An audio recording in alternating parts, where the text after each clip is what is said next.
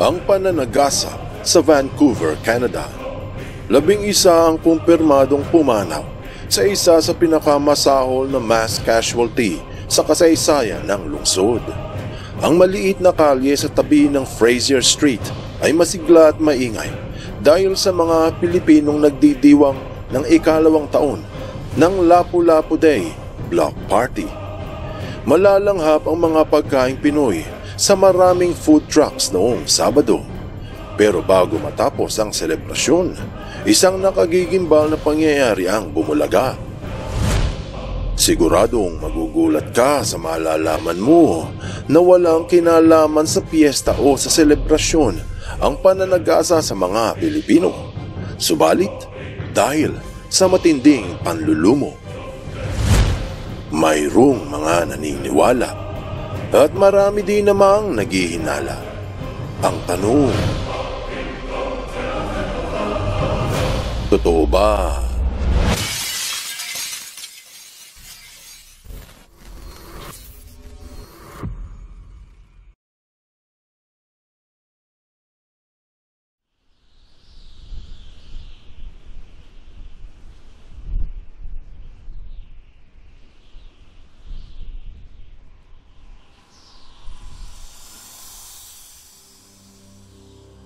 Ang Lapu-Lapu Festival ay isang makulay at makasaysayang pagdiriwang na ginaganap sa lungsod ng Vancouver sa bansang Canada bilang pagpupugay sa bayani ng Pilipinas na si Datu Lapu-Lapu, unang Pilipinong nakipaglaban sa mga mananakop na Kastila sa makasaysayang labanan sa Mactan noong taong 1521. Sa pamamagitan ng piyestang ito, pinapahalagahan at ginugunita ng buong Filipino community doon ang mayamang kultura ng lahi.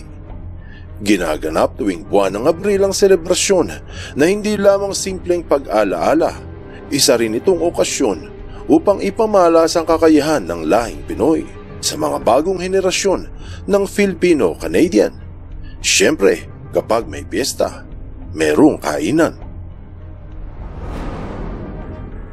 Isa sa mga pangunahing tampok ng festival ay ang reenactment ng labanan sa Mactan. Dito nagsusuot ng makasaysayang damit ang mga kalahok at muling inaarte ang pagtatanggol ni Lapu-Lapu sa pananalakay ni Ferdinand Magellan. Bukod sa reenactment, may mga parada rin na nagtatampok ng makukulay na kasuotan, magarang sayaw at nakaaaliw ng musika na nagpapakita ng iba't ibang kultura mula sa Pinas.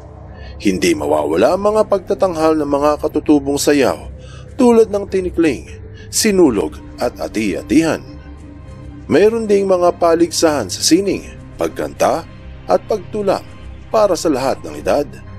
Sa mga food stalls naman, mabibili ang iba't ibang pagkaing Pinoy gaya ng adobo, sinigang, halo-halo at lechon. Kahit hanggang alas 8 lamang ang pagdiriwang, sa mga oras na ito ilandaan pa rin ang nandoroon. Yung iba ay nagliligpit ng kanilang food truck kahit dinudumog pa rin ang gabi. Ilang minuto paglipas ng alas 8, isang itim na SUV mula sa kalsada ng East 43rd Avenue ang pumasok sa pinagpepiestahan at humarurot sa gitna ng mga naglalakad. Sangkaterbang mga festival goers ang sinargo at sinagasaan, mga kalalakihan, kababaihan, mga pamilya na may kasamang mga bata. Walang sabi-sabi, dire-diretso ang SUV sa gitna ng maliit na kalsada na puno ng nakahilerang mga food trucks. Marami ang nakitang tumilapon ng mabundol. Mayroong mga nakaladkad ng ilang metro sa ilalim hanggang sa dulo. Nagulat ang lahat na hindi man lamang nakasigaw ng saklolo at sa loob ng ilang minuto, nakahandusay sa masikip na kalsada yung mga patay, mga sugatan, duguan, nabalian at mga umiiyak. Kita sa kanilang mga muka ang pagkagimbal sa hindi maipaliwanag na nangyari. Una, akala nila ay nawalan lamang ng brake yung sasakyan. Pero imbis na iwasan yung mga naglalakad sa gitna ay tila pinuntirya pa kung nasaan yung maraming tao at dumiretso. Nang tumigil ang sasakyan, lumobo ang airbag nito at napansin na driver lamang ang sakay at wala ng iba. Nagtakbuhan yung mga kalalakihan sa nakatirik na SUV at doon hinila papalabas ang driver at pinagtulungan. Sa mga oras na ito, lahat ay nalilito. Pagdating ng mga pulis at ambulansya, hindi sila makapaniwala sa bumungad sa kanila. Hindi lamang pagkain at inumin ang nagkalat sa konkreto, pati mga katawang walang buhay. Marami ang humihiyaw, humihingi ng saklolo.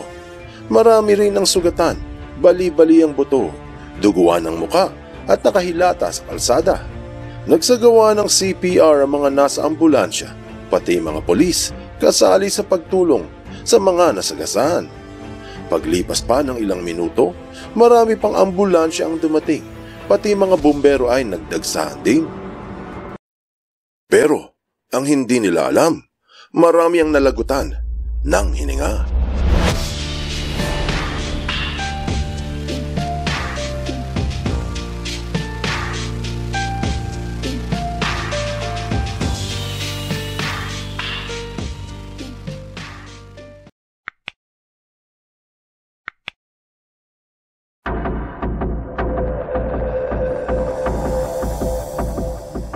Mga alas 10 ng gabi kalat na sa Vancouver ang balita at maraming mga nasa gilid ng kalsada ang nakiusyoso sa karumal-dumal na krimen. Ilang kalsada ang sakop ng piyesta mula sa East 41st Avenue papuntang East 42nd, East 43rd hanggang sa East 49th at lahat ay ipinasara ng Vancouver Police Department. Makikita ang kahaba-habang mga police tape na nakapaligid sa crime scene habang maraming mata ang nagmamasid. Hindi masigurado ng mga nakatanaw kung ano talaga ang nangyari hanggang sa sumunod na umaga ng Linggo. Doon lamang lumabas ang detalye ng balita at nagpahayag si Interim Chief Constable Steve Ray. Ayon sa pulisiya, ang naganap sa mga Pilipino ay ang darkest days in the city's history. Nasa kustodiya na ng kapulisan ang driver ng SUV at ito ay kilala nila, si Kai G. Adam Law, 30 taong gulang at taga dyan lang din sa Vancouver. Kasama nito sa bahay ang kanyang ina. Nakarehistro sa pangalan nilang dalawa ang 2018 Audi Q7 SUV. Marami ang naguguluhan kung bakit ito ginawa ng isang tila normal na lalaki, ang walang saysay na pagpatay sa mga inosenteng Pilipino. Pero kaila sa marami, hindi normal ang lalaki. Ilang beses na itong naireklamo dahil nakararanas ito ng delusion at paranoia. Itinawag pa nga ito ng mental ward para dalhin sa ospital noon ding araw na yon. Pinaniniwala ang medyo may problema ito sa pag-iisip noon pa, pero tila lumala nang napatay ang kanyang kapatid. Ang delusion ay matibay na paniniwala sa isang bagay na hindi totoo, pero kapit-tuko ka pa rin kahit na may ebidensyang ito ay mali. Madalas na sintomas ng mga sakit sa pag-iisip gaya ng schizophrenia, bipolar o matinding depresyon. Ganon din halos ang paranoia. Hindi naman siya sakit sa pag-iisip, pero pwede siyang senyales din ng ibang problema sa mental health. Para siyang matinding pakiramdam na may mga taong gustong manakit o manloko sa iyo, kahit wala naman talaga. Normal lang na minsan ay makaramdam tayo ng ganyan, pero ang delusion at paranoia ni Adam ay malubha. Ito ang pinaniniwalaang dahilan ng kanyang pananagasa. Noong nakaraang taon, nagsulong si Adam ng isang fundraising page panggasto sa libing ng kanyang kapatid na si Alexander. Sabi ng lalaki sa page niya, sobrang sakit na isinulat ang kanyang nararamdaman dahil kinuha na sa kanilang piling ang kapatid niya sa isang walang saysay na karahasan, isang bagay na hindi raw nila inaasahan. Sinabi pa ni Adam na dahil sa pagpatay sa kanyang kapatid, biglang nagbago ang lahat. Kahit madalas silang hindi nagkakasundo, lubusan siyang nasaktan noong nabalitaan nilang mag-ina na natagpuan ng bangkay ni Alexander Law doon sa isang bahay malapit sa Knight Street at East 33rd Avenue, bandang 1:00 ng madaling araw noong isang taon, buwan ng Enero, naganap ang pagpaslang. Naaresto ang isang Dwight William Key Match sa mismong bahay at kinasuhan ng lalaki ng pagpatay sa second degree. Nagpasalamat pa si Adam sa mga nag-donate ng mahigit $9,000 para sa libing ng kanyang kapatid. Sa isang sulat, sinabi nito na sobrang bigat sa kalooban na hindi nabigyan ng mas mahabang oras ang kanyang kapatid.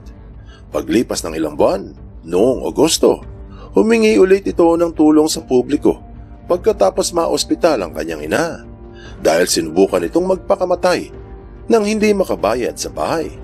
Ayon kay Adam, yung lungkot ng kanyang nanay ay mas mabigat pa sa lungkot na kanyang nararamdaman. Nawala na nga ang isang anak, ngayon ay muntik pa silang mawalan ng tirahan. Ayon sa mga otoridad, kumpirmado noong 27 ng Abril na 11 ang napatay ni Adam. May bata na 5 taong gulang at ang pinakamatanda ay mga 65 years old.